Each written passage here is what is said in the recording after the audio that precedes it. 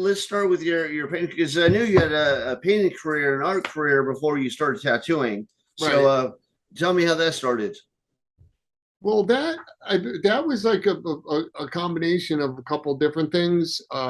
Some of it was just like pretty much just trying to figure out a way to do something that I enjoy and be able to make a living doing it also.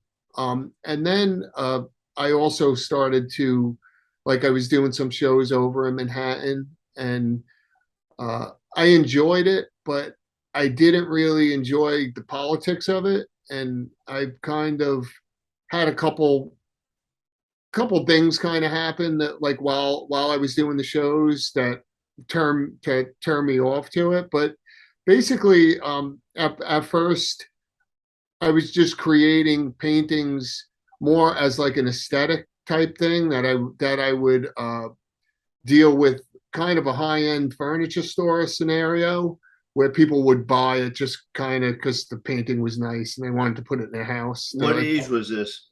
I'd say I'd say about 2004. I'd say something like that. Maybe around 2004. I'd say that was around that period of time. Okay, and how old were you at the time?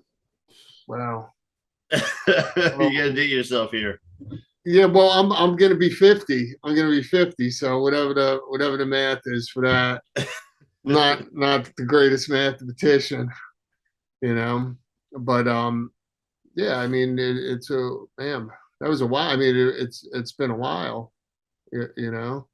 Um, but that's basically when I first moved to Pennsylvania. It was one of my first attempts at being able to kind of make a living here and be an artist and all of that. And then back then we didn't really have the internet, so I had to create, start doing some of them shows and some of them the galleries over in Manhattan that I was doing. I was doing like two pretty decent shows a year, and now it's so much different because of the social media. It's almost like you don't really need to have to put yourself in that kind of environment in order to get people's eyes on your work. People can see your work whether you're a world famous artist or you're just someone just starting out. So, which is kind of a cool thing that I feel like anybody could kind of, if they put enough energy into it, they could make Well, if it they work. had talent. Well, Lots of I people don't know think they have about talent that. that don't have talent. I don't even know about that. Actually, we could probably argue that one. Talent, Because or they catch your eye with something. How's yeah, that? I mean nowadays you see some stuff that you really really wonder how it done so well. Like you see paintings for $1 million that is a blank canvas with bubble gum or something on it. So They I do don't it the even right people at the right I don't. time. Yeah, that's where the politics kind of comes in, and I was really questioning what I was really doing. What am I doing here? Am I just trying to create this, put myself in a situation to where I just have the right people around me and financially it would be great, but I didn't really feel like I was growing as an artist or really trying to understand really who I am as an artist. For me, it's something that took a long time. I feel like some people they kind of get their style or they know the direction they want to take their art early on and as being an artist where And do I you don't feel feel like like you didn't have that? no, I don't feel like I had that at all.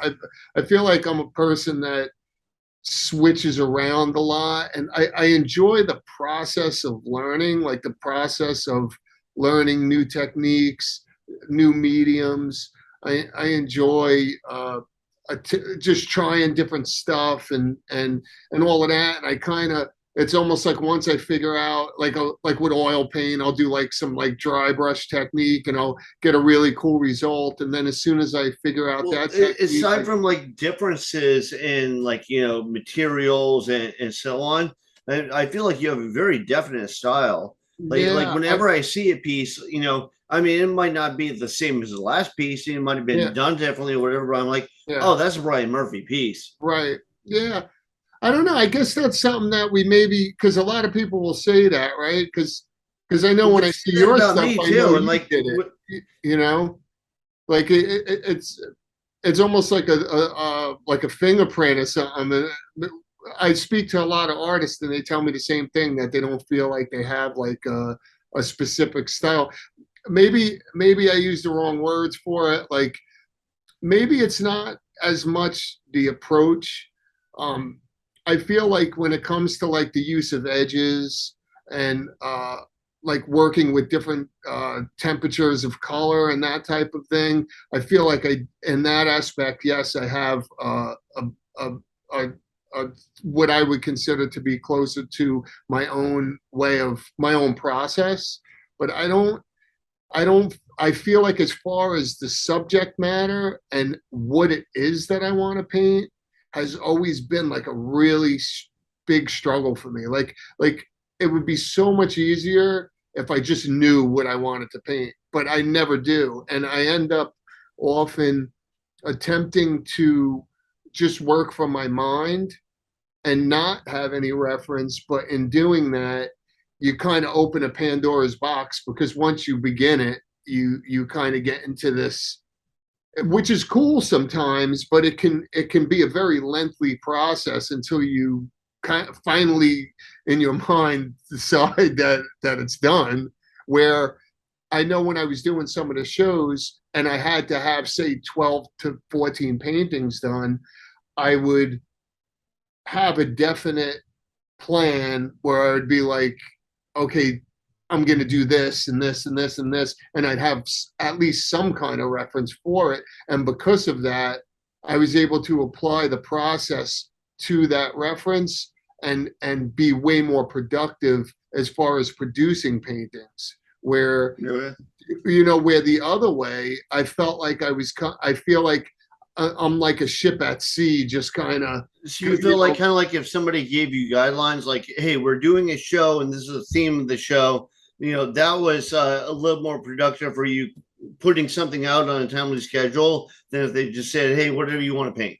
exactly, exactly. Okay. Even if it's like the simplest, and maybe that's from being a tattoo artist for so long, and I've never been good at where like some tattoo artists are very very direct with what they want to do. Like for instance, if someone comes in and they have an idea that maybe isn't the greatest idea, they have no problem just saying like, "Hey, bro, like that, that idea sucks. Mm.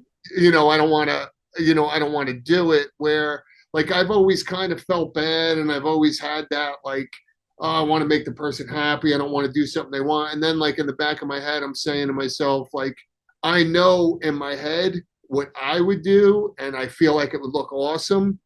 But that fear of what if I do what I thought was going to be awesome and I think it's awesome, but then the person's like, oh man, this thing fucking sucks. Like it's not what I wanted.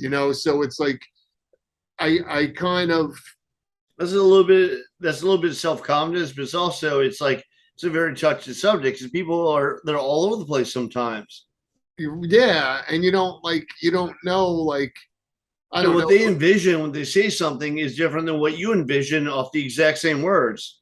exactly. And just as artists, like we could like look how many different versions of an apple there are. You could go to the Right. Metropolitan Museum of Art and see an apple done in 10,000 different ways, and it's like the artist was painting an apple, but yet it's so different. And since someone's paying you, and I usually go by the vibe of the client, because some people you feel like you could open up and be creative with, where some, like if you get a person that say you do like since we're talking about apples, say you do an apple, and on that apple there's a highlight, right?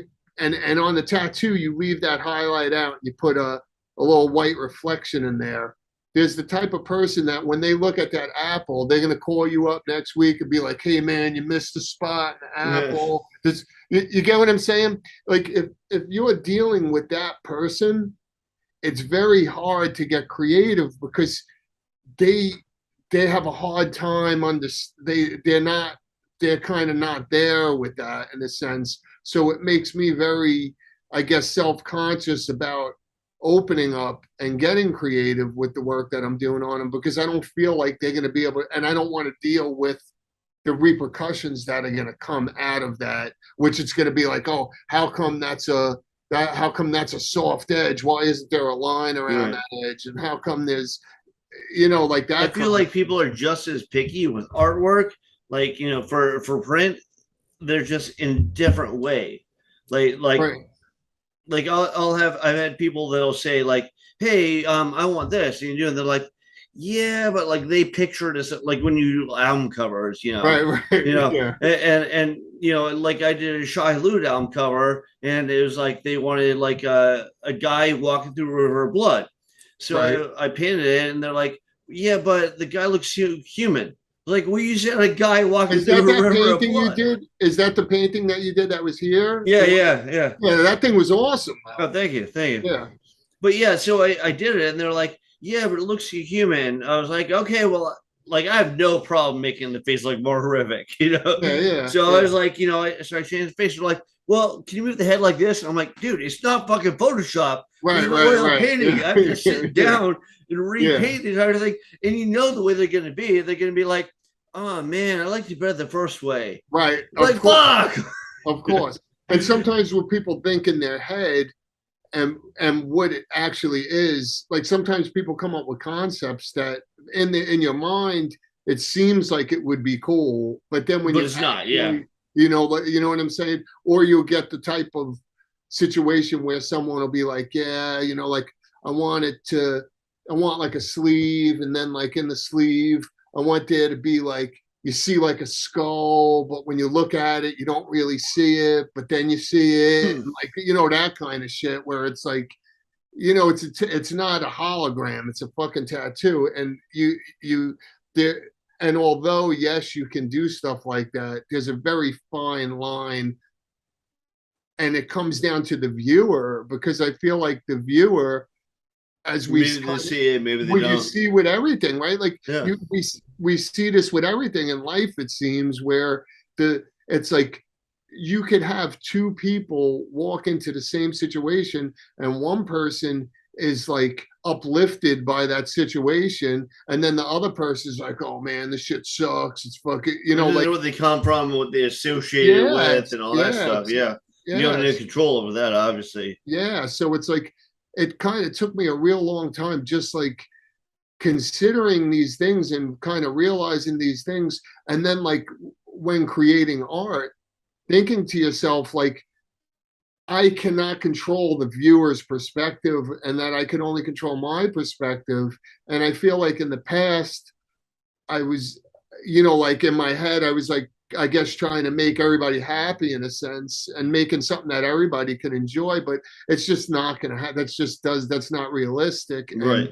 And no matter what you do, you could do something that looks amazing to you, and then someone's just going to look at it and just be like, oh, what, like they'll say something that you don't even know what the hell they're even talking about. Like, well, going back, like focusing more on art as opposed to tattooing, like, I mean, although they are kind of related, but like I noticed with artwork, it almost seems like they give you more leeway, but then also seems like they kind of don't.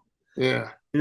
Because like at least with like tattooing, if they go, oh, you're a good artist, I just trust you. Right. And they do the same thing with like illustration, but then they micromanage it, and they figure like you can change it on the spot. Like what I said with the head, or like, when I did that guy with the river of blood, like one of the guys in Charlotte was like, well, does blood foam white? So to get Rachel from Indecision, who at the time was working for the medical examiner's office, who's like, yeah, blood definitely foams white. Yeah, see, that's the kind of stuff that once somebody starts getting specific, it just totally turns me off. Like I'm not like that kind of art. I'm not like the person that gets like I like to I don't mind if people mentally add brush strokes and visual like look at my shit and like do whatever you want, but like I don't like when people start to like start getting like real specific like that. Like Yeah, that kind of it that drives you drives nuts. me. Yeah. Wait, do I noticed that because for a while I was airbrushing motorcycles for a couple of years. I was doing engraving, like because I even did tombstones back in the day, like engraving on the marble tombstones before they really did them on computer. And I was airbrushing motorcycles, and I would do the one bike I did all like Freddy Krueger and Jason. It was like a horror themed GSXR 1000, and it came out awesome. Like I was really, really proud of it. And so I didn't do the initial base coat on it. I had like a auto body place do the base coat, and then I did the airbrush, and then I gave it back to the auto body, and they clear coated it, and I gave it back to the person.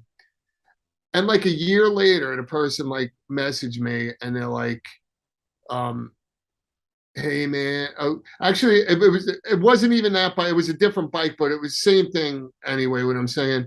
And they're like, yeah man, like it looks like there's like when I was getting work on the bike at the mechanic, it was up on a stand, and I noticed that like under the frame there, it looked like there like a little air bubble under there and the clear coat, and it's like, and it's like I felt like people were getting more technical about the airbrush, like the motorcycle, than the actual tattoos. Like people don't even get that crazy with the tattoos, but on their bikes, they were. So I understand what you're saying with that. What you're saying, like with the illustrations, Well, I noticed like when I do illustrations for like magazines and stuff like that, when they're black and white illustrations, they kind of don't really question me. Huh? But I don't know what it is. But when I do like full on paintings, like again with Shy Lud, which is probably they're the reason I stopped doing album covers. Okay, they were so really? infuriating, Huh. yeah. But they had a side project band called Zombie Apocalypse, and first it's called Zombie Apocalypse. Second is grindcore. So it's a pretty specific audience. Yeah, yeah, And they said, "Hey man, we'd love for you to do a cover," because at the time I was doing their album cover yeah. for Shy Load. I was like, "Okay, what do you guys want?" They were like, "Whatever you want, whatever you want to do." Just I was make like, it "Well, sick. Just make it yeah, sick. I hate it when people say that too. Just Yeah, make it sick. but they're like, and I hate when they say whatever you want to do, because like Yeah, no, they have their subjective idea of whatever means. yeah. Right. So I Whatever said, sick is. Yeah. yeah. So I said, you know what? I'm going to do like a zombie. They're like, oh yeah, cool, because it's called Zombie Apocalypse, right? So I did, like, it was hanging in your shop when I worked there. But I did this guy, like, it was it's in the old book of death scenes called Shotgun Suicide. It's like an old black and white picture, and I colorize it and add detail and stuff. So then they're like, oh, that's too horrifying. Nobody will buy our album. It's like, dude, you're a Really? Wow. grindcore band called Zombie Apocalypse. It's not like you're Damn. going to be on the shelves of Walmart, but like, so they didn't even end up using it because it was too horrifying after they told me do whatever you want. Just do whatever you want. Right. And Yeah. then go through that whole thing for that. Yeah. Yeah. Damn.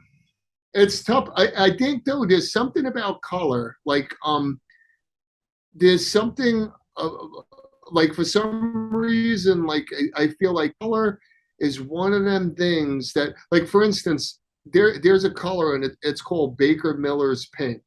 And Okay. and that color was prominent in the 70s, and they would use it in mental institutions. And apparently scientifically, this color of Baker Miller's pink, which is kind of like it's like a fleshy grayish kind of color, has a calming effect on people. So with that being said, it seems to me that when the temperatures of color change and certain interactions of color temperatures work together or don't work together, it like evokes a feeling in a sense to the viewer. Oh, And so you're saying that might be part of why they like a piece is so horrifying to them? right, like there could like it could be that the outline itself is like the store, like the narrative, the story itself.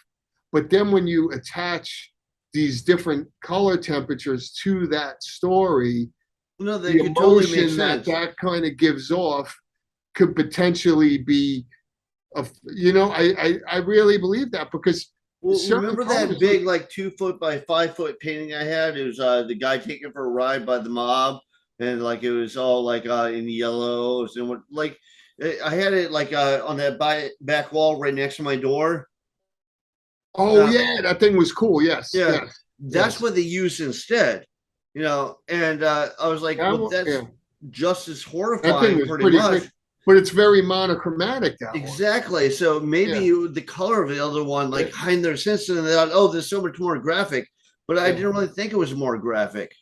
But yeah, no, yeah. that makes sense. There's like a subconscious stuff, like something about color. Mhm. I'm gonna get a little technical here on you, but like, so, all right, think about it. Like, so, like, I believe that we have like a built-in mechanism. For instance, like there are certain things that we maybe came across, say, back in the day before we were really society was very structured or whatever. And it's a, well, for the same reason why does a woman put lipstick on, right? Because put red lipstick on because there's something about color that initiates a feeling in the viewer. Well, you And know what Jordan Peterson says about lipstick? what He what did he says say? that women wear red lipstick because it's like a sexual color. So, like guys see that and it reminds them of a sex organ. So, that That's makes what I'm them saying, more right? attractive. Stuff along them lines, right? So like, or say perhaps you see a color that is something that maybe evokes something that is maybe not healthy, right? Like, Right. and it kind of triggers this mechanism in your brain to stay away from it. And when you see that kind of combination, you maybe will feel like oh With whoa, it heightens your emotion, like you yeah, feel more like let's intensely get repulsed by it or something. yeah. So it's like you may have like a really cool narrative or like outline or like telling the story, and then something about the coloration of it maybe is like sending certain signals that when someone looks at it they just don't feel like invite it doesn't feel inviting or in that case maybe it was just too aggressively, like over the top and that, as far as where they thought it was too much for the album cover for whatever reason. No, well, it makes sense too, because I mean, like it's like with films, like they play around with like the cool tones and the warm tones to make stuff Right. pop out. So Yeah. probably colors evoke emotions, and they use that to like push stuff forward and pull stuff away and whatever. Yeah. Like if you see like say you see me right now and my face was like literally like pale as could be and like my eyes were all black and blue around them or whatever compared to like if I had like a healthy, complexion or whatever, like you'd probably be more comfortable having a conversation with me in with the one, you know what I'm saying? There's a mental thing going on there. Right, It's something about ill health or certain colors like maybe don't eat that food, maybe like right. a piece of fruit or something that maybe doesn't have like something about the color it is not good or like you said with Jordan Peterson with sexuality like maybe in certain aspects like There's probably like a rudimentary, like evolutionary, like kind of like primal thing that yeah, yeah, I like mean at one point they helped us like stay away from the bad stuff and be attracted right, to the good stuff and right. Yeah, I mean and like I said, I don't know if that is true, but it's something that I've noticed that when I look at art, or I basically just observe, like when I'm hiking, and I just observe different plants or rock formations and water. You know, if I look at a stream and it has like a icy blue coloration to it compared to like something that looks like very brown and like kind of, or green, like a green kind of seawatery kind of looking, like like that seawater color Right. has like a different, Like like, sea foam, blue green, kind of aqua yeah, green. yeah, Yeah. like, right. Like sometimes when you see them colors, you think more of like tropical kind of environments, or you may see something that's more of like a deep olivey, deep grayish blue or something, and you think more like deep sea, salt water, like underwater, like a submarine that's like trapped under the ocean. Or so, like there's different colors kind of remind you of different things, maybe. And You I know? guess they could actually like speak, like they convey a lot of information without you actually having to put it out in words. You're like, Yeah, oh, well, that means this. Oh, well, that yeah, means that, without you yeah, having to have an extensive explanation and go, oh, yeah, that's what's going on. yeah. Even like just like being conditioned our whole lives that when you see a red light, it means to stop. Or anything red is like, Right. oh, whoa, like red, like Or back off danger. red. It's Yeah. like danger, red, like that's how it is. And green is like, you know, uh, better environment. Like you see like a lot of people that are like environmentalists, and they have these different environmental groups or whatever. They use the word green a lot, and they show like the trucks that they drive around are green, or like the dumpsters here now are green.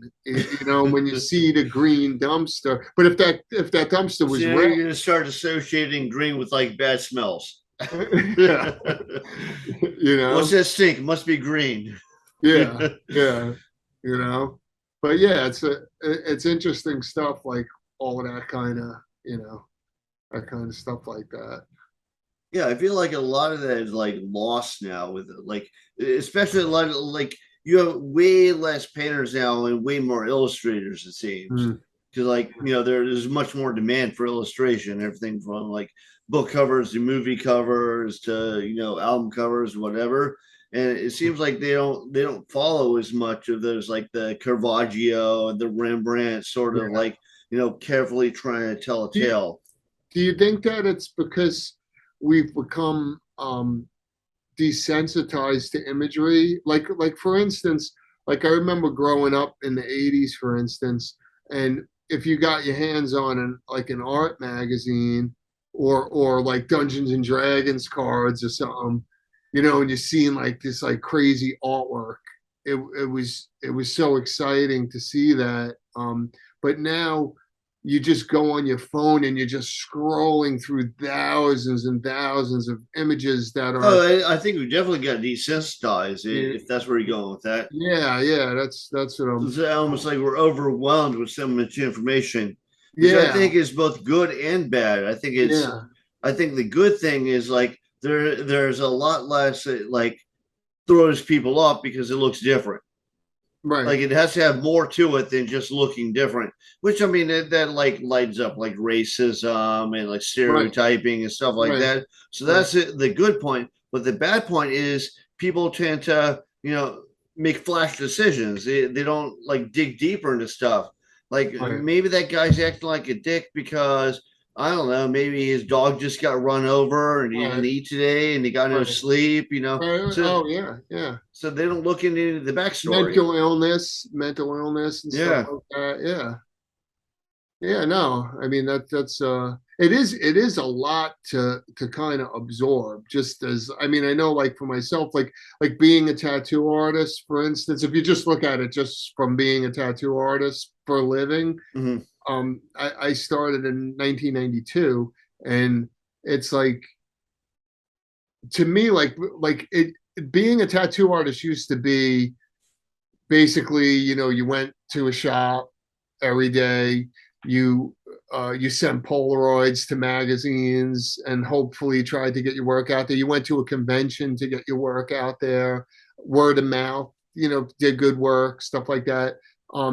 But now it almost seems like the the artists themselves is more important than the art that they're producing. So Yeah, so no, I can see that. you get You what I'm see people saying? on Like, like TikTok with like 1 million followers, and they do crap work, but they yeah, and some shake of their them are ass, so great. they wear a Yeah, pink tutu, and right, and some of them are great artists, and they have the whole package. They're great artists, and they're, but it's almost like there's an added element to it where if you where you really have to be an extroverted type person in the sense that you need to constantly be in this in the light, so to speak, where you're kind of like producing content and there's like a show that comes along with it. Like for instance, I seen that there was a person that uh, one of the aftercare Instagrams or something had posted that they went under anesthesia to get a tattoo. I don't know if did you see that? Like a yeah. person, it's like I guess it's like one of the things that people are doing now, where they go under anesthesia and they get put to sleep basically, and then they get tattooed. And I don't. I don't care. People could do what they want. I don't really have it, like whatever. I'm not. But the thing is that when you look at the comments, is like there's like thousands of comments, but I didn't even really see one comment that was about the tattoo. Everything was about this like show that went around the tattoo, Right. and it it's almost like we're coming back to painting, and it's almost like the new painting of the modern times is created by creating content in a sense. Like But it's like it's I have to say, I think that's been going on a long time in the fine art world. mhm. And I'll say, like, I'll give you two examples of it. Like, one is like H.R. Geiger. I mean, I think H.R. Geiger, his best stuff is when he does like buildings and landscapes Oh and all that yeah, sort of yeah, stuff. yeah, And it's because I knew his dad said that you might not make it as an artist, so get a degree in architecture. So hmm he has a degree in architecture, and you can right, really see it with his yeah, all oh yeah, perspective and yeah, everything. yeah, But he was a well-respected artist in Europe. I mean, they thought he was weird as shit, but because he yeah. immediately painted like vaginas and dicks and stuff Giant like that. penises and stuff. Yeah, Yeah, but he was respected as a fine artist. He was in yeah, galleries and everything. And yeah, then Ridley Scott saw one of his paintings and said, "Hey, that'd be great for my alien creature." And he came to him and he hired him. And so, like that whole movie, like the yeah, spaceship and everything's all designed by him. yeah. And I thought it was brilliant. But then he won an Oscar for best special effects and best art design and all that sort of stuff. They go, "Oh, you're just a fucking illustrator." So he got demoted after Right, 30 right, years as a fine artist to right, just being an illustrator right, because right. he actually made money off of it. Whereas you take somebody who, like, I've been to the Wright Museum in Amsterdam and I saw Van Gogh stuff, and I didn't like his stuff to begin with, but after seeing it, I was like, it's even worse than I thought. I really don't like his stuff. Right. And apparently, when he originally was trying to make it as an artist and he moved to France, and Yeah, all the other artists were like, yeah, you're crap, you know. yeah. But like at some point, he kind of went crazy, he cut his ear off, all this sort of Right, right, stuff. And now right. It's his that paintings whole. sell You're for right. more than Yeah. Right, anything else. And, right. and you have people that I think blow him away, and the paintings don't even sell for a quarter of that. Yeah. Right. And when he was alive, right, nobody even wanted his stuff at all. Right. You know. Yeah. I mean, that's where it's. And I don't know the answer to that really. Like I don't know what I ask myself that because I'm not. Separating the person from the artist, and yeah.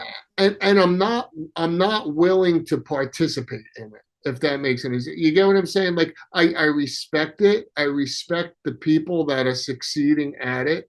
I give them a lot of credit, but I'm not willing to participate in it. Like I'm not I don't it's just not something that I want to really participate in. Like having a conversation like this with you is something, because I know, you're an artist, and I know that you've always been somebody that's been an art driven kind of person.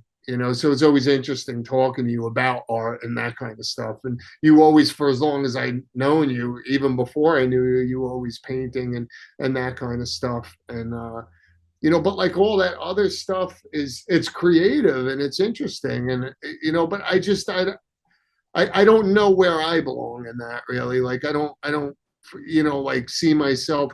I'm not very consistent. And like I was saying with the art before, like as far as like what my thing would be, like some people, like their Instagrams look very uniform, and they have like everything has a white background, or everything has a black background, or but everything looks cohesive and all of that stuff, where it's like I'm just kind of like I just focus on doing good tattoos, making a good living, and enjoying my life, and making good investments, and so I could just live my life and not have to deal with bullshit, basically, is my goal. But everyone has different goals. Some people, they want to have a large following, and that's great, and they can make a great living doing that and stuff like that. And that may be something in the future that may be cool, but I just don't know really where I belong in that. I ask myself, where, and that's where I don't think, like, as far as like Instagram and stuff, I don't really like post that much in that. As far as like the Facebook, it just seems like so negative. Like I'll try to talk to people about addiction because I've been clean for so many years, and feel like I'm trying to try to be helpful to people that might be struggling. And people just attack you and tell you that like, well, everybody's a Karen until you die, and then suddenly you're the greatest shit ever. Yeah, it's you just have to weird. die drunk in the alley, like Edgar Allan Poe or something, and then Yeah, you're amazing. yeah, and he was amazing. Yeah, and it's like as long as you have money, you're great. Like, so it's Right. like if you shoot heroin your whole life and you're a rock star, then it's like you're a genius. Right. But if you shoot heroin your whole life and you don't have no money, you're a scumbag. Like it's like that's basically really what it seems like. And it just seems like people well, it seems like it's also the pitch. Like one, they love to talk great about people that have already died, so it doesn't really help them. yeah. Like I think Jim Morrison from the Doors, I think he was an artist, and I think he was onto something. People talk tons of shit about him. He died from a heroin overdose. Now people respect him. But at the time, like people were like, all the critics hated him. Oh yeah, see, yeah, I didn't even know that. I mean, Like to this day, his own family, because they're super religious. They will not. They want nothing to do with him. oh really? Yeah. Wow. But so many really successful artists did die, like even Jimi Hendrix and stuff, right? He died Right. from a heroin overdose and stuff, and he's seen as like a genius. I love Jimi Hendrix, like, and I can see past the addiction or whatever, but the fact of the matter is, if Jimi Hendrix was not a successful, artist that was a millionaire, people would just say that he was a scumbag. I mean, like, That's true. like Well, like unless he dug it up like getting, years later, like Lovecraft, and they go, "Oh, wait, there was some value to this." Like yeah, Lovecraft died of cancer. right. He died at 37 of stomach cancer because he was socially timid, so he didn't want to go to the doctor. Plus, he had no money. Wow. So he died at 37 of cancer. And by the time that it was finally so bad, he went to the doctor. They go, it's way too far advanced. Wow. You're going to die. Yeah. Not Wow. that I think they could have done much in 1937 for stomach cancer. Yeah. But I mean, They can't be doing much now. Yeah. it's true. Yeah. Wow. Yeah. I don't like. How do you look at the like as far as like the social media and stuff? Like, I see that you've been doing a little more with it than you've because Well, I feel know it helps because you're always trying to get, like, I'm always trying to get stuff out there. Like I won't yeah, I leave know stuff you are. alone. Yeah. So it's like I put out an art calendar for a couple of years, and then I put out books, and I put Yeah, out, yeah. I know you so all did. this Yeah, stuff I do, I try and always put it out there. yeah, yeah. And I think of those people like in the 1920s or earlier. Most of those people, they didn't have like one steady job. They had a Right. job and they tried it, and maybe that didn't work, so then they switched to something else and they tried it. And usually it was like the fourth or fifth time, and they finally struck gold. Of course. Yeah. Well, look at the dude from KFC, the guy that started Kentucky Fried Chicken. I think that dude, he didn't even get rich until late, late in his life. Mm-hmm. And when KFC finally, but he was trying to do that for many, many, many years, and everyone denied him. Nobody wanted to have anything to do with him. And then finally he was really successful. And I think at the end of his life, he basically just gave the money away. Like he didn't even want it. Like I think I was watching a documentary about it. Like he didn't want his kids to have it or something. And he was just like, he just kind of was like, I don't even care. You Like definitely don't give it to your he kids. got into he got into a full Jesus, and he was just like, I don't care about the money. And he's just was just hung out and just got into Jesus, I think. From what I Right. remember, I was a little bit sleeping towards the end of it, but I think that's don't quote me on it, you know, because I know if someone's watching this, it'll be that one person. They'll be like, well, technically, Right, guy right. from KFC on the 31st day of the second year of his adult Yeah. life, he Well, developed. it seems like it's only at the end when people like actually take you seriously as an artist. Yeah, There's so many musicians I know that people just fucking broke them down to ridicule and they die. They're like, dude, the most amazing guitarist ever. yeah, You're yeah, like, dude, you were yeah. talking shit about it for like Yeah, yeah, he just 40 said he years. sucked last week. Yeah, Yeah. but All right, so let's get back to your art career. yeah, So you brought up about addiction, about like yeah. I know that because I knew you personally. I know that heroin kind of interrupted something in your life, but Yeah. where was your plan before you got anything to be an artist? Yes, yes, yeah, and I did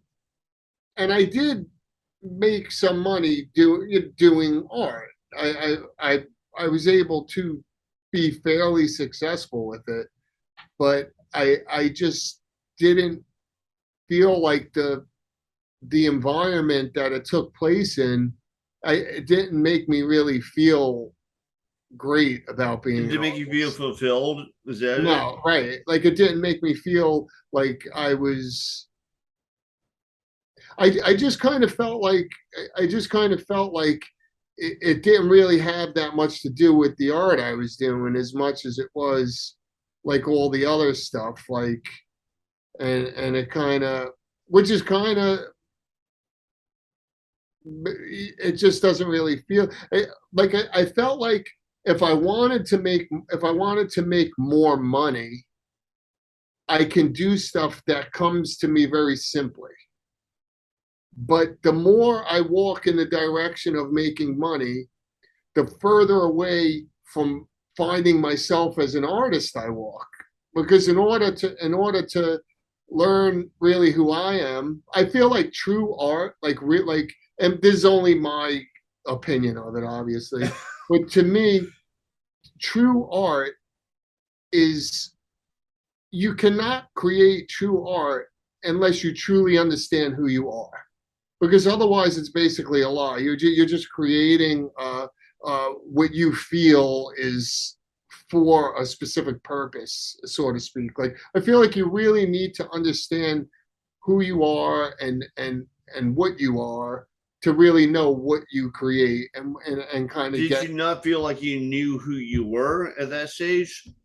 No, I didn't. And I still, I feel like that's something that everybody kind of struggles with in a sense. Like I think it's very hard to truly understand who you are, because we really don't know why we're alive. We don't really know, like, some people are religious, some people are not, some people think we're created, some people think, have like a scientific view of it, but it's hard to really, you know, really know like where no, some people don't care. Some people, it's a very simple process, and they're just like, I enjoy landscapes, and I like to, right? You know what I'm saying? But for Bob me, Ross, right? he did some awesome stuff. So Yeah, no, I'm not Bob Ross knocking was him. awesome, and that's great. But I'm just saying, like for me, it's like it's like well, coming back to what I said before, it's like if someone was just like paint a bunch of fucking crazy landscapes, all right, whatever, it's no problem. I'll find some really cool references.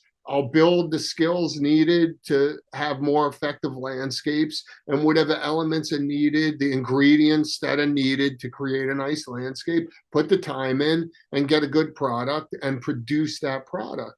But I feel like when you do that, you're kind of now you're just going on autopilot and you're not really like really that much learning about yourself. It's just more like just kind of working out a muscle. It's like I'm Yeah, trying to get my arm bigger. So now I'm going to just do curls all day, and then I'm going to get a big arm. And it's sure. like, Yeah, you and don't work the whole thing. Yeah, right, and it's like that's cool. And I'm not I admire that because I don't have that. But I'm just saying I can only speak for myself. And for me, like when I start to do that, where I know like certain things that people do like we know like with tattooing, like bold, especially for a while, bold, like portraiture style, realism kind of imagery is something that is appealing and people I remember the enjoy. more realistic, the better for a while. Like the like the more it looked like a photo, the better. And Right, like right, I'm not like that. I love to see illustration. I want to see people style in it, but I mean that might just be me. right. But and that's what I'm saying is that so if the goal to appeal to the masses requires that, and now that's what I have to do in order to appeal to the masses, I'm not really learning too much about like developing my own way of really seeing stuff. And Well, and and I have that's a how I question for kind of you. felt like, you know what I'm saying? Like that's really what I felt about it. Like, Yeah, no. I have a yeah, question along those lines for you. Like I remember when I went to art school, and like basically, if I did something, like even if it was like some crazy image I put together, it was like, I would basically do what I saw, right. and I would say, and people are like, oh, I love your style, I love your take on it, and Yeah, I'm like, what are you talking about? That's I just did what I saw. right, They're right. like, but I guess because you kind of like put it through the filter of your brain, Of it comes course. out, Right, in your style. right, Like right, you right. see the highlights, you see the Yes, you're striations, you see interpreting. Yeah, you're exactly, yeah. interpreting like into your own language, your own visual language, which is why I have no problem with real. I love real, especially like the old masters paintings and stuff like that. I love that kind of stuff. But I'm just saying, like for myself, to put that much time into something that I'm trying to reproduce something is not exactly what I'm looking for myself because because it's just not something that I feel that I want, but I love it. Like I know some people they'll be like, oh, realism isn't art. It's just like I don't feel No, like that I at really all. appreciate it. But Yeah, the stuff that really grabs me that makes me go, "Oh wow, that's awesome!" yeah, It is more so like I love Mike Mignola who did Hellboy. I love his stuff. He does that kind of like blocky cubist style, but like right, I'm like, and I don't even draw like that. But I was like, that really grabs me. He did yeah, such a great job with that. right. It has like a right. It's like more of a developed like stuff. And that's the thing. It's like you could take like an approach that is so everything requires a process, right? So it's like if I need to get this photograph of an apple onto somebody's skin, it requires a specific process, and there's different ways of doing it, right? Like you go in there, you could make a light line around it. You could go in there and create a stencil, and you could work like a copy machine. You could go in there, get your edges, and then add your darks, your mids, there's various processes to achieve these certain looks and certain things like that. But I feel like an artist like that, not only understands them processes, but they've strengthened their own vision in such a way that they're creating their own processes and still utilizing that other way of seeing life. And together, I feel like that's what really creates like a Salvador Dali or like artists like that, where it's like they're kind of They they're kind of not broke all the the way this shell. They went out of the lines and they did right, and something they had awesome. right, they had to build a better version of their own vision. And I feel like if you're just constantly going in this direction, which is what the mainstream would like a perfect example would be like say I'm like, hey Dan, I want to play the guitar.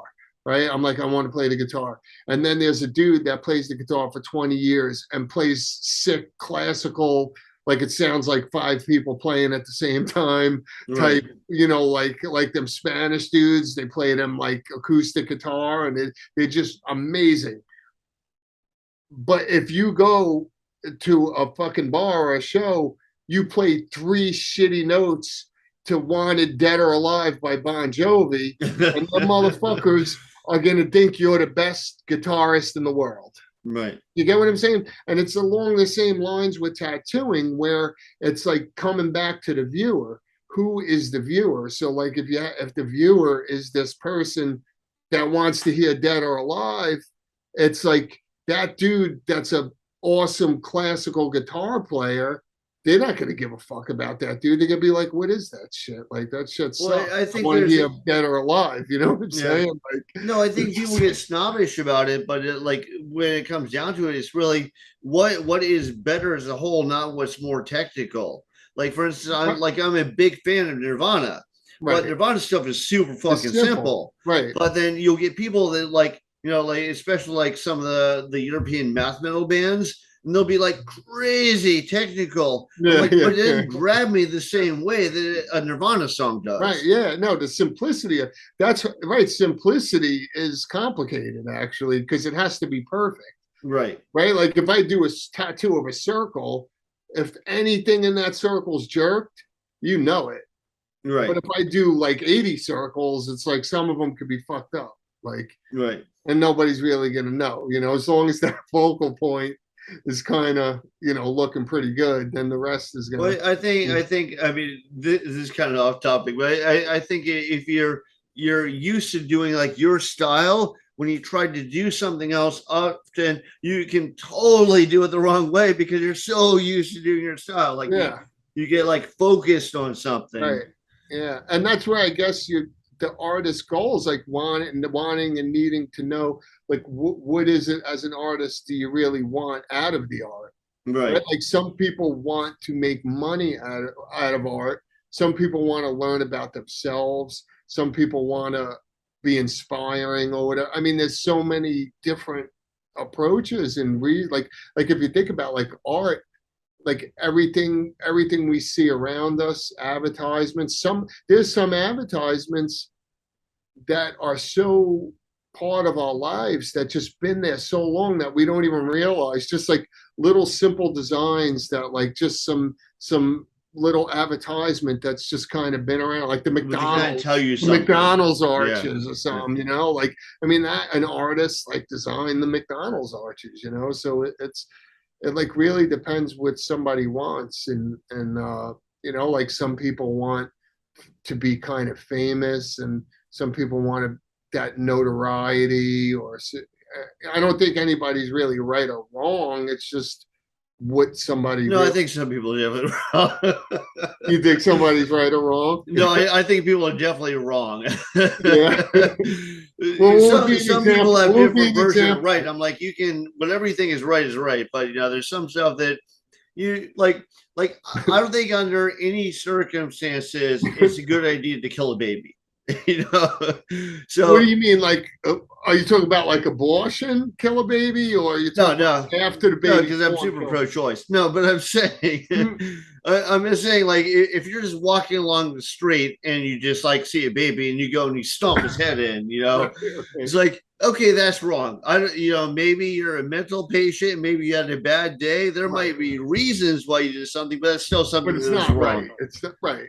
Well, I don't think it's all right to kill anybody, really. I mean, I Right. don't think that's where it gets like, that's where you get into them real, like, philosophical kind of discussions about, like, uh, hunting and trapping and methods of Right. hunting, or where, where that line is. I know that, like, when I first moved to Pennsylvania, being that I had lived in the city most of my life, my perspective on hunting was much different than it is now.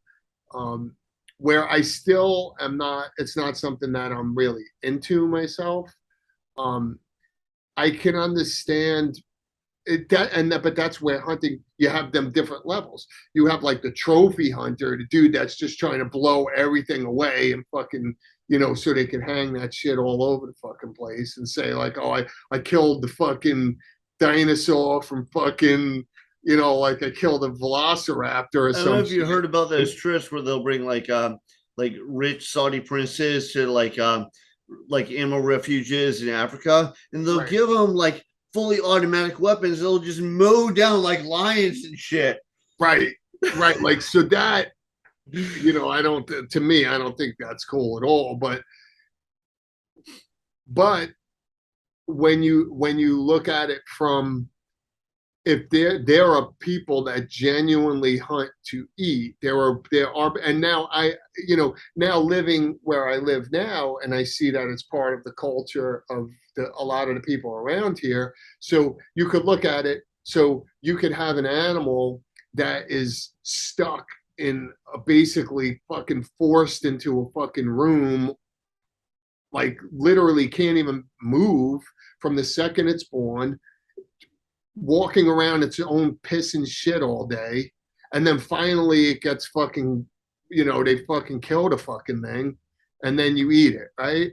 Where the person that's like the ethical hunter feels like, isn't it less humane that a deer is born and it's wandering around in the wilderness free, it gets quality of life, and then it gets killed and then you eat it.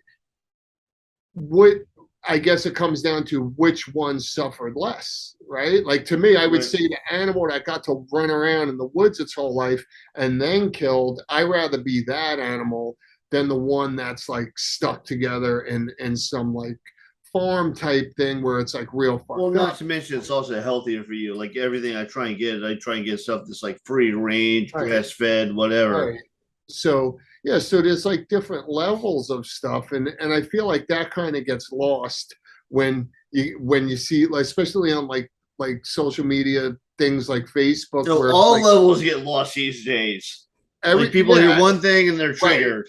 Right. So it's like, say someone says hunting or whatever, and maybe it's a person like that they're actually going to eat the whole animal and their family's going to eat.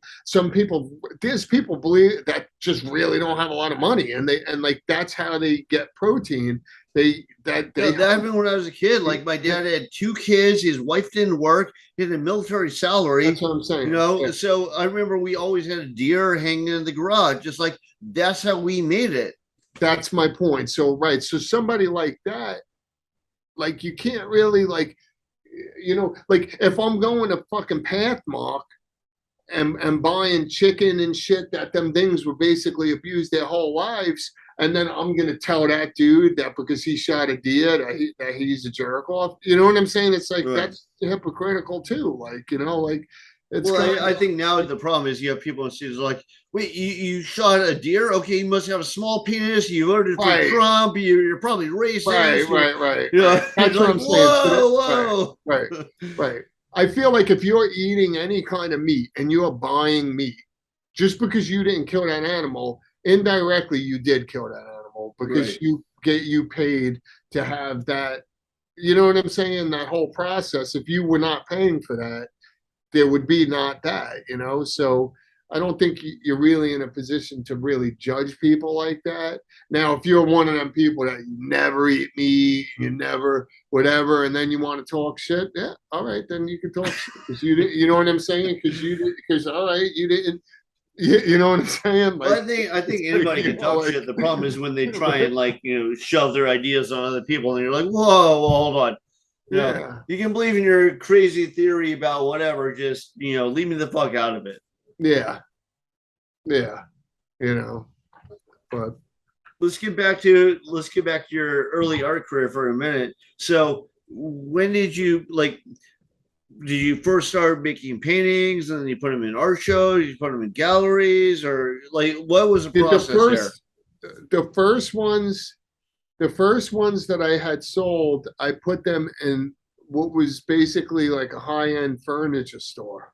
Okay. And I would create paintings like what I was saying before that I kind of knew people would buy, like if they had a bar in their basement, and like that kind of stuff, like an old Western saloon style painting, or uh, a dude on a bull, or like that, just that kind of stuff that I felt people would want to buy for their to put in their homes, or so, like a landscape paintings and stuff. Okay. And and then I was doing that. I was selling paintings like that, and then I basically How old were you at this point? that was around, I'd say around 2004, something like that, or Okay. around 2004. Like prior to that, I did do paintings and kind of sell them and stuff, like through just basically selling them to people that wanted them. Um, but also I did I did a mural at NYU, the college NYU in New York. Mm. I did like some mural stuff and made some money doing that. In people's homes, I did some murals and that type of thing. And then I like I said, I did some engravings for people's tombstones, and I would do artwork on that with that. Um, and then I did basically I did a show at a place called Synchronicity Space that's in the Lower East Side that I had gotten a pretty good opportunity for, and that was like one of the first shows that I did in Manhattan. Um, the other one that I did pretty well, I sold a bunch of paintings in. I'm trying to, it's like where oh, what the hell's the name of that one again? You know where Unimax is Yeah. on Canal Street over there? It's the gallery that's, my memory is so bad. The gallery that's over there. And that was a really nice show. They really did, like, they put it together really nicely. I think Vincent Castiglio, I don't know if he was in the show. I don't know if he was also in the show or if his show was after the show that I did. I can't even remember, to be honest with you. But that was one that I did that was really nice. So I would just do kind of like stuff like that, 2006, 2007, 2000, like that, to 2012, something, like just basically I did one in uh I could get you the actual names of like I have some pictures. Like there's one that was over in Pennsylvania that was in the college over there that I had did that was a nice one. That one was more like abstract kind of work that I was doing there, where I was just doing more of like an abstract style stuff.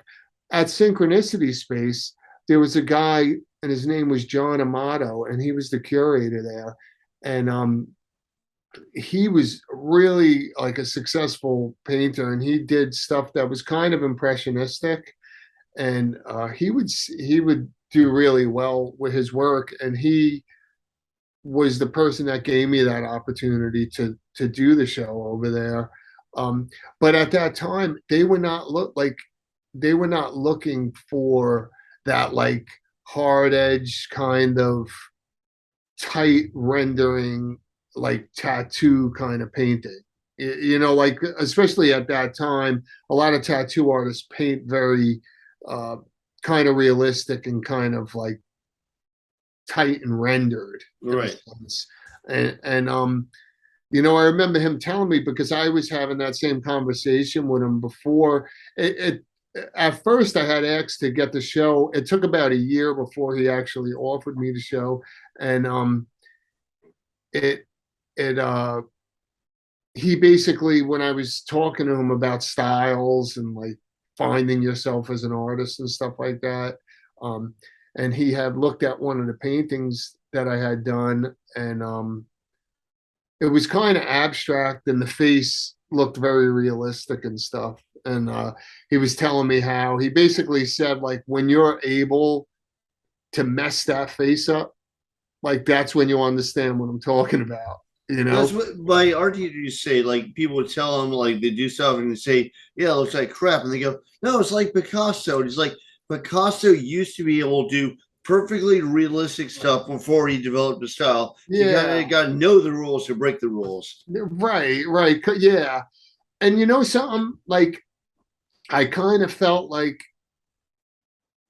there was like definitely a time like I would look at abstract art and like not really respect it, to be honest. Like I would be like, oh, it's not like, you know, it's easy, it's like this and that, you know, all of that. And like Well, I I kind of did that too. yeah, Like in like my I early don't, 20s. Yeah. yeah, like I don't really feel like that anymore. And like I kind of now I'm starting to understand, and it comes back to what I was saying before, is that when these people are like people that are art collectors, obviously there's all type of art collectors. There's people that like old Renaissance stuff that is very like high craftsman, like detailed renderings. But a lot of these people And that there's are people that buy art like it's Bitcoin. Like, yeah, it's an investment. You know. right, right, like some people, right, like the curator of the gallery is almost like the investment banker. It's like, Right. say I got $1 million, and They then don't even know what they're buying. They're just like, this is a good investment. right, like you go to the investment guy and just like, all right, I got $1 million. Who, you know, what stocks do I invest in? And that curator, because if you look at like some of these galleries, these curators have like a long lineage of you know, where they have the same kind of buyers and the same kind. It's this repetitive, you know, system of, and that's changing because of social media and tattooing. It's just like it's bringing on like a different type. There's galleries that maybe don't have that kind of structure or whatever, but it's like some people feel like they're really buying a piece of that artist's vision, and some of the abstract stuff, when done well, and some of it like there is stuff that is abstract, and it really like it really is technical, and it's really not easy to do, and it is very structured, and every edge and every line and every shape and the color temperature really does tell a story, and it is something, and it's a different kind of taste. It's like No, I somebody, agree. I agree. you It know, also like helps, like the older you get, the more like the bigger reservoir you have to draw from, so you can kind of see how stuff like this like harkens to this and this is attached to this. Whereas before you just kind of saw it in more black and white terms, like right. yeah, that looks like this, or yeah, that looks like garbage. And it's also like different, like when people like that are into cooking or whatever, like some people have what's called like a refined palate or whatever, you know. It's Right. like I don't have that, like, you know, like I'm a simple, like with food and stuff, I like real simple stuff because I'm not like advanced in culinary, you know what I'm saying, like in culinary stuff, you know. Well, I So love when people tell you how great something is. You're like, I really don't see it. They're like, no, no, yeah, but you know, yeah. they do that with art, I think, all the time. Like, you know, like some of the people that I like the best, like people just consider them illustrators. Like in this day and age, they're getting like, you know, higher props. But like Frank Frazetta, for the Yeah, longest time, people just shit all over him. yeah. You know, and it's like mainly because he made money of his art. You have to be broke in the drug Yeah, but addict and you've seen dying the in the gutter. painting, you've seen them paintings, and Kayla, our apprentice Kayla, her best friend is Frank Frazetta's granddaughter, and Oh, nice. yeah, she's here often, and Kayla has showed us like drawings and stuff that he had given her and stuff when she was younger and stuff. Like that dude's awesome. Like Yeah.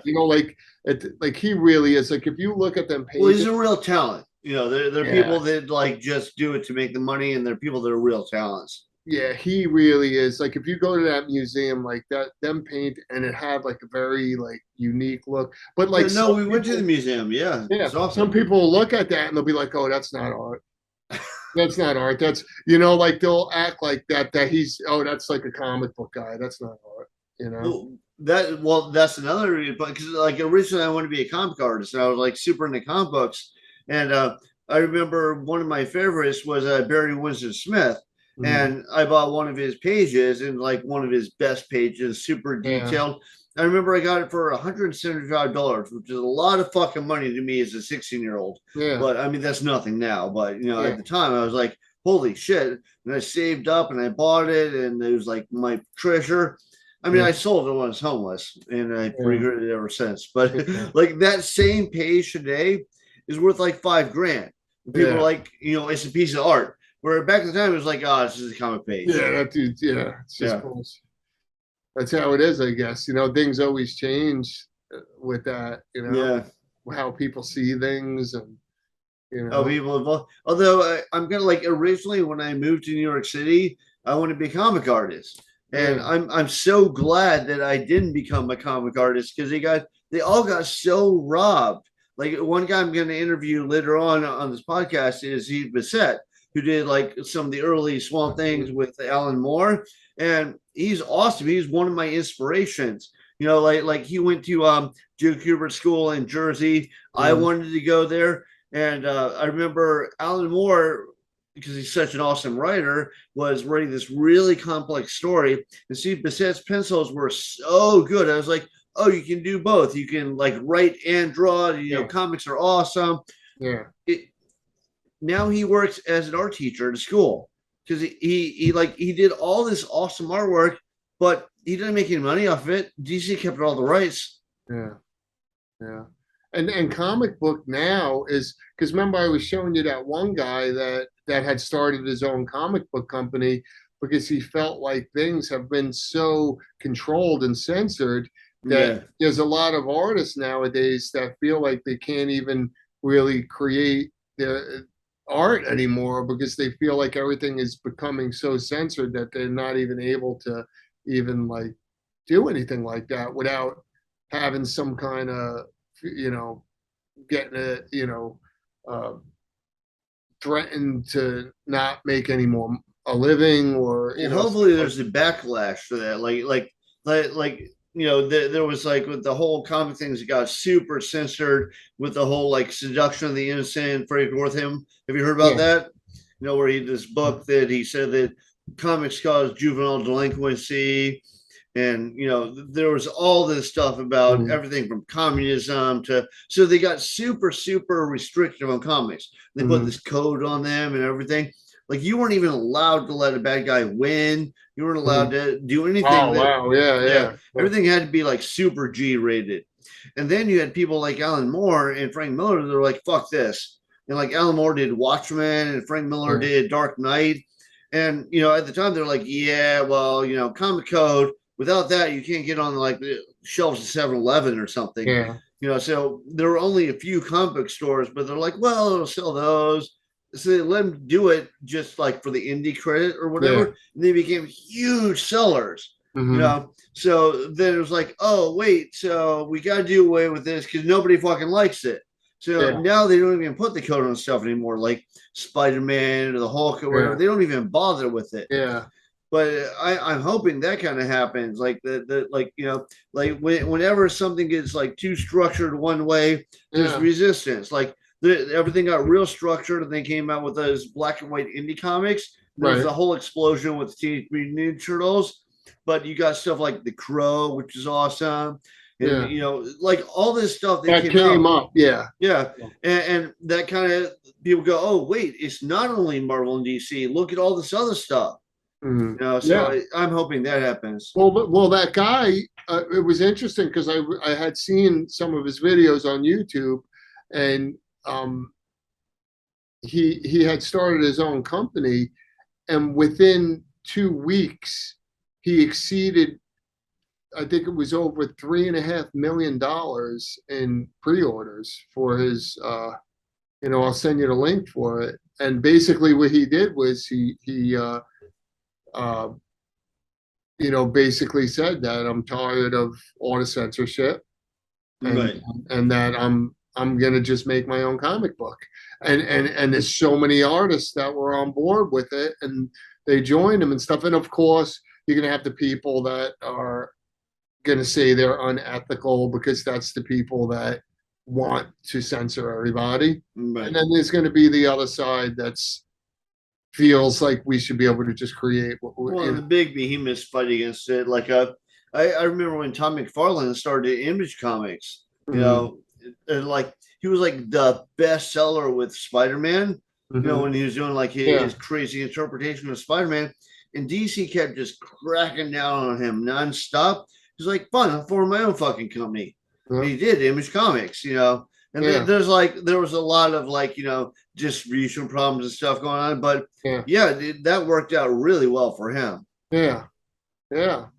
Well, it's interesting, and now with the way things are, people can do that. Yeah, Not like we're not locked into one way of doing things because of the social media. Anybody could create a platform if they put enough energy into it, and they can, because essentially that's what Instagram is. It's basically a magazine. It's like all you're really doing is you're putting together content that is what a specific group of people enjoy viewing, and then because of that, or in social and YouTube's way of looking at it, you it's the same thing as like if I made a magazine for gardening, and now instead I'm just making a YouTube, and I'm going to show you how I do my garden. But it's like because you're funneling all of these people into this group of people that are into gardening, the leverage of that is ad revenue and companies that sell products that they would want to sell to people that are into gardening. So that's where, so it's almost like you're creating this like digital magazine by whatever you choose to put as your content. Some right. people, it's interesting too Well, because also you they have all those things that track you now. They go, "Oh, you're interested in this? Why don't you buy this off Amazon? Oh, right, you're interested in that? Well, eBay exactly. now has this for sale." Exactly. So as long as you take the time and you put, like some people will make videos with just kittens. So, people make videos, and then there's And that. they'll have 5 million followers on TikTok, and then people think the next big shit. Yeah, there's that ASMR stuff where people just make sounds. They'll Right. sit there like tapping a bottle and stuff, and it's like a meditative thing that people watch. You got people that there's like stuff where they'll make videos that are just sounds like thunder and lightning and rain, and people just listen to that while they're sleeping and that kind of stuff. And they'll be like, if you go on YouTube, put thunder and rain, you'll see there's like 20 million views on that. It's like, and what did the person Well, really do? there are also a crazy number of people in this world now, so Yeah, yeah, and but they it's all have computers, it seems. yeah. So in that aspect, I think it's cool that most people today can basically create that kind of stuff. You know. Yeah, no, I agree. I agree. Yeah. Um, let me. I want to make sure that we cover everything here. So let me go back to the beginning of your art career. So when like I remember, I'll just say what I did, and then you tell me. Yeah. But I remember like I was always like super into reading and drawing and stuff. Like I played like Dungeons and Yeah. Dragons and role Yeah. playing Yeah. games, Yeah. Yeah. and I draw all this stuff, and I always loved to tell like stories. Like I wrote my first book in fifth Yeah. grade. And I'm sure it's horrible if you read it now. It's like giant robots in space and Hmm. stuff. But the thing is, like, I always was into that stuff.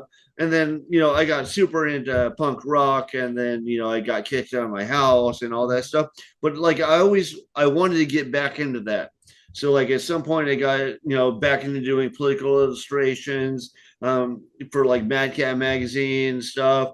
And then I just kept trying and trying. So I always had that drive to like draw and tell stories. Mhm. Right. And I feel like I went through a bunch of speed bumps along the way, but that was kind of my drive. Did you have kind of the same thing going on in your life? As far as like what made me want to do art and Like, did all you that, always were you always wanting to express yourself through artwork and you yeah, know? I feel like I had um my my grandparents are from Italy, and my mother's side of the family is from Italy, and my father's side of the family is from Ireland. Both sides of my family was artists. So on the Italian side, my uncle Mario, he lived in Brooklyn, and I remember being a kid and going down in the basement. And he'd be smoking a pipe, and he'd have that like the whatever that thing's called. It looks like that white outfit that's the old school with the one tie on it's like a Oh smile yeah, yeah. thing. And he used to paint life-size pinups of women, like these pinup, and they were awesome. Like they were really, really good. And then my uncle Sal, he was actually a very successful painter, like in the mid 70s. But he was more of like an abstract kind of guy. My aunt Pat is a landscape artist, so I remember growing up and seeing in my grandfather's living room, like my uncle painting like an Italian landscape on the sheetrock in the living room, and that kind of thing. And then even like growing up, I always loved graffiti, and I loved, like, I remember driving on the BQE, like going into Manhattan, and at the time, Brooklyn looked like a war zone. It was like when you were on the BQE driving through and you look down, it was just like burnt buildings and like, do you remember how it used to look Oh back? yeah, yeah. Like cars with like up on stands with no Like wheels, taxi driver days. Yeah. right? Like taxi driver days.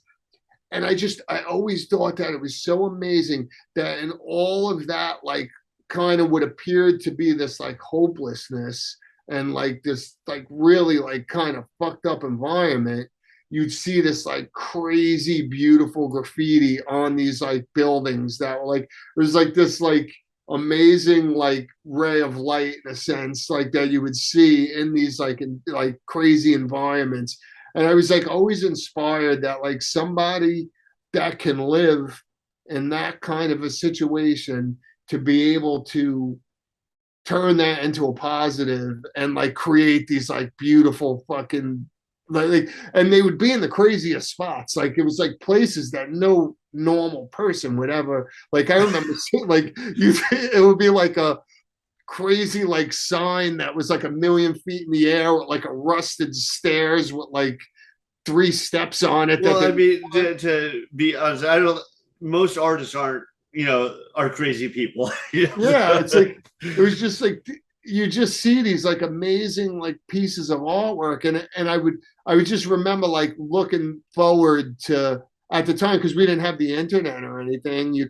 I think there was like one graffiti magazine, like Subway Art or whatever at the time, and like I would just look forward to going to like Manhattan and stuff just to see all the crazy graffiti and stuff. And we would even ride our bicycles to like areas like down by the beach, like South Beach and stuff like that. And like there would be dilapidated um, kind of buildings and stuff Mm. that people would have graffiti battles in, and you would see these on both sides, like the two different versions of stuff, and it was just, I just thought it was amazing as a kid, and I always kind of, so I think that's where that like abstract kind of like my love for that like kind of like hyper kind of realistic, or not even hyper realistic, but more of like a impressionistic, more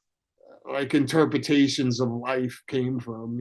Is like a mixture of that, seeing like my uncle painting these like perfect like paintings of the Brooklyn Bridge with like every single light in the buildings in Manhattan and the reflections on the water. Like he was like had that like old world like look to his stuff, and then like that real loose kind of like impressionistic stuff that I was seeing in the graffiti, I feel like is what like formed my way of seeing art like as a kid. And just kind of, and for Christmas I would get the Bob Ross kit, and I'd go home from school every day and watch Bob Ross paint, and then I'd try to do a Bob Ross and I'd end up doing a flagrant jerker.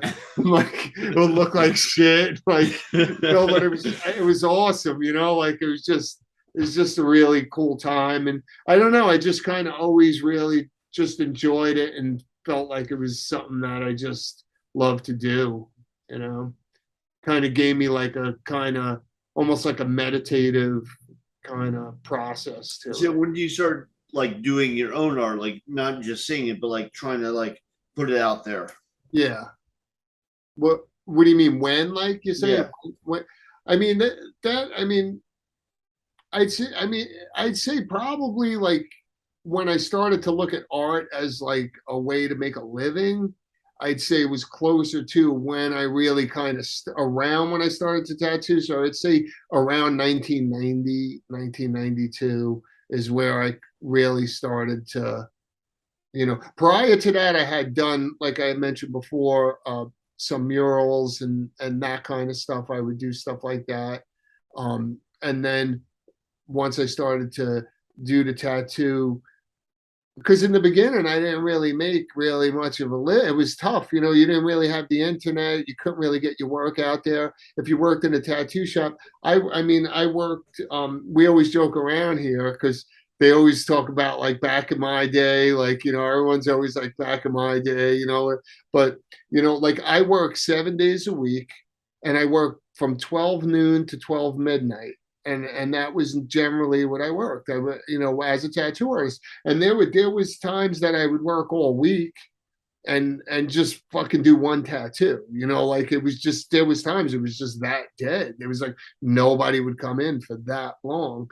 So when I had them times, I would try to focus on the art more. And The that's more what I did. I'd bring like canvases and I just paint for right, hours right. straight. I just paint. Yeah. Right, I would do that and attempt to do that. Sometimes I would go to like an art fair, like I'd take my paintings to an art fair and try to sell the paintings that way. We didn't have all the like now you could have prints made so easily, and you Right. have all these websites that you could reproduce stuff on everything. But at the time, yeah, you had a copy machine. Maybe you could get like a pretty, like the biggest copy was like this big or whatever. Like, but so it was kind of like that, really. Like it's just that, just basically just going to work and if I couldn't make a living tattooing, I would do art. I would do and like I said, I would do airbrush people's street bikes. I would do that. I would do sandblasting like on glass, like stuff on glasses. I was going to people's houses and doing like all different types of stuff on sliding glass doors and that kind of stuff.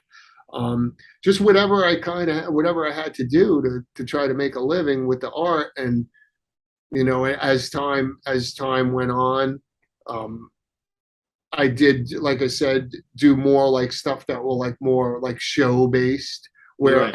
I would sell a paint, like where I'd sell a paint for pretty decent amount of money. And and then and between that and becoming more established as a tattoo artist and doing that, thankfully I was able to make a good living and you know Well, did your addiction like drive you away from doing as much, so you were just doing what you could to like make money? yeah, I think it definitely took a lot out of me, and it definitely was a long kind of road back, but I'm thankful for it. I'm thankful that I was able to kind of go through that, because I feel like it helped me to see the world a little bit differently. It helped me to basically look at things differently now. And I feel like when I come into work now, like I'm going to be 50, and like I said, I started tattooing at 92. I feel like is like my first fucking day. Like I'm ready to I feel like I have not yet done my best work really. Like I don't feel like some people are like, ah, this fucking sucks. I have a tattoo, I'm sick of tattoo, like I'm excited. Like I love these new artists. I love seeing like these people that have been fucking tattooing for 3 months and they're awesome. It's like they're figuring out techniques that really there was limitations on what we can put into skin, but as all of these great artists start coming up, they're figuring out ways. It's basically problem solving, right? You have you got to get something from point A to point B or whatever. I feel like you're learning something every day, and you kind of have to, because if you're not, then you're dead. Then you did right, right. And there's so many techniques that are by using different tools and creating textures by just getting real. I think one thing that helps is I think now you're able to specialize because so many people do it. Yeah, that too. And plus, also once, people charge a lot of money now, there's what people charge now is unheard of back, in the, you know what I'm saying? Right.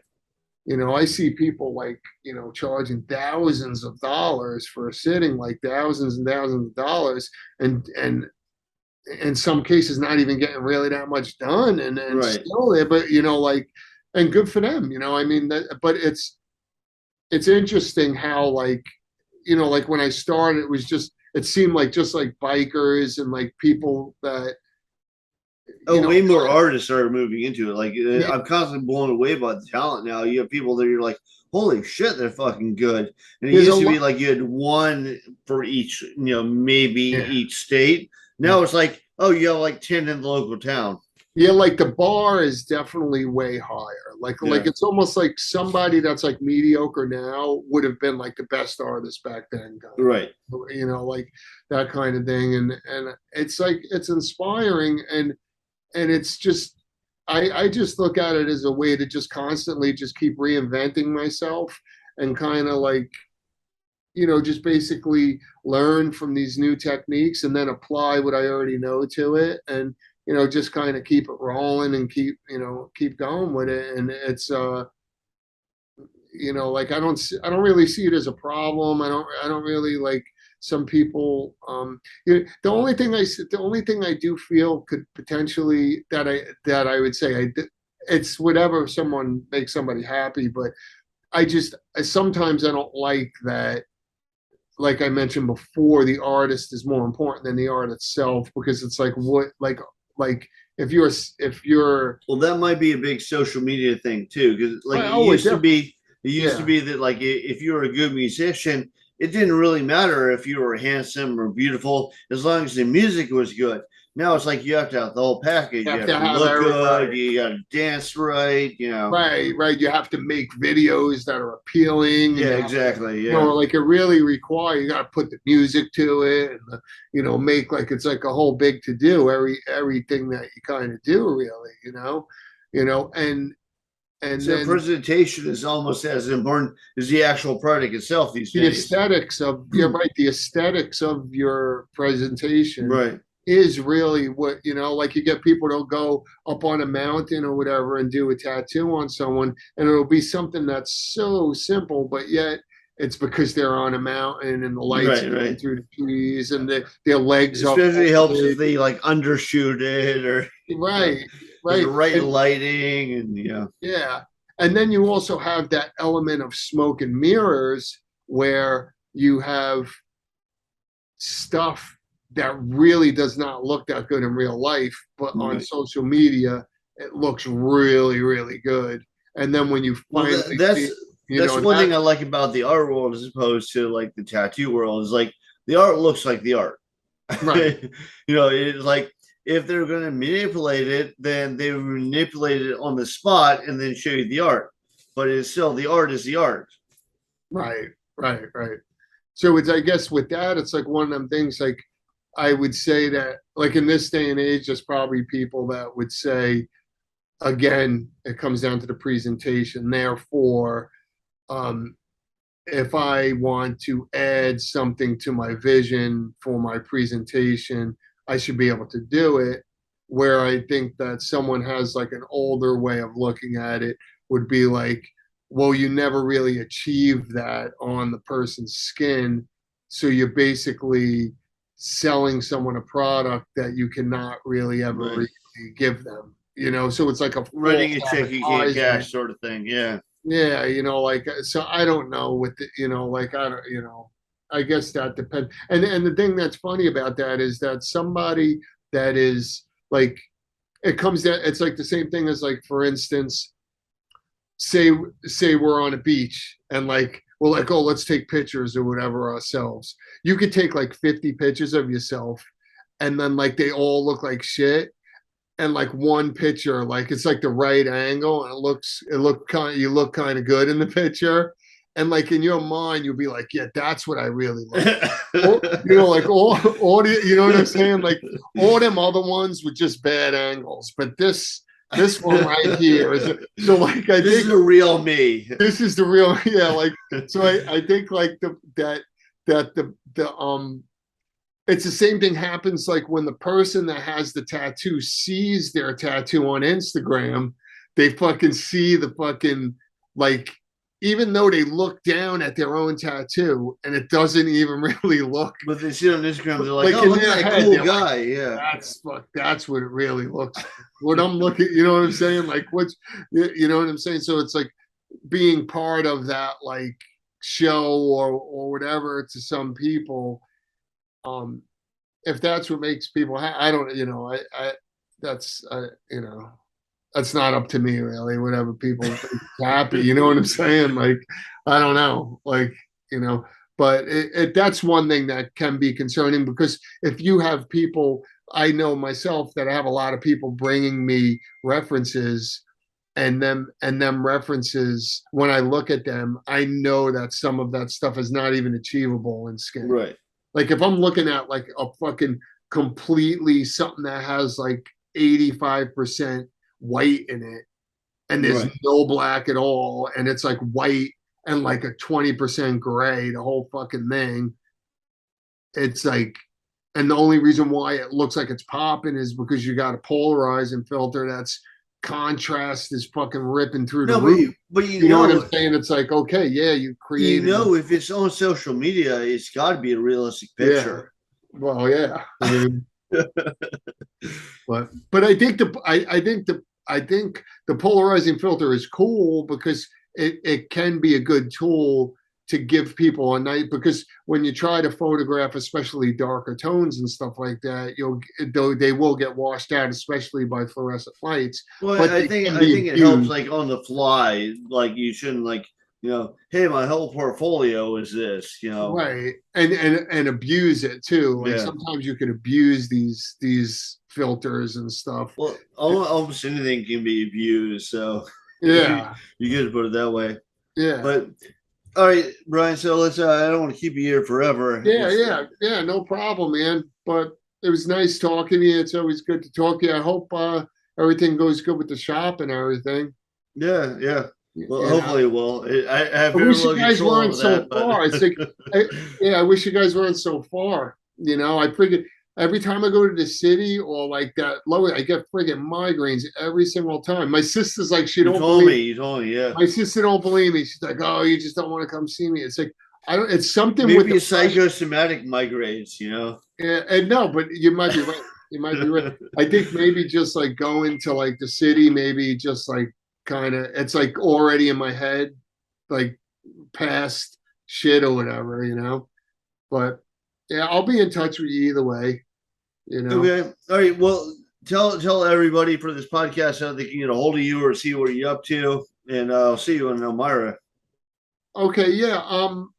Basically, I have the Instagram at B Murphy's Art, and I mean, yeah, I mean that or Third Dimension Tattoo is the name of the studio, and we're in East Stroudsburg, Pennsylvania. We're about an hour and a half from Manhattan, and about an hour and a half from Philadelphia. We're kind of in the middle. So, But you're very close to Rosetta's Museum. So and if you we're want very close to Frazetta's Museum, and we're in walking distance of Frazetta's Museum. So, yeah. So, that's pretty much my contact information.